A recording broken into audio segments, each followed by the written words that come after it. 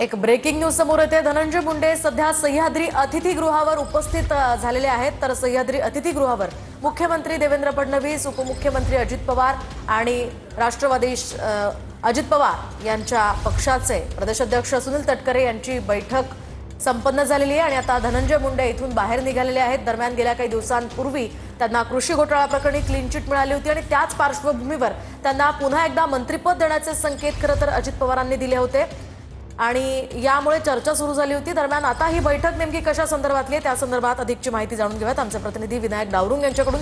विनायक, काय सांगाल? धनंजय मुंडे, तटकरे, मुख्यमंत्री, उपमुख्यमंत्र्यांची बैठक पार पडली आहे, काय नेमकं कारण असू शकतं, काय अपडेट्स?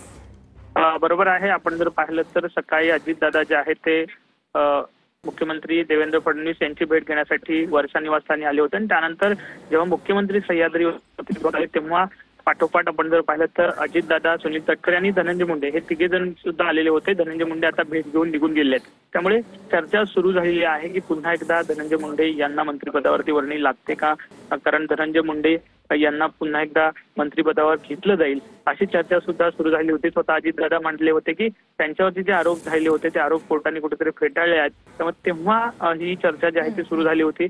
आता हे तिन्ही प्रमुख नेते आणि त्याचप्रमाणे धनंजय मुंडे यांच्या या चौघांची भेट जी आहे ती सह्याद्री अतिथीगृहात झालेली आहे।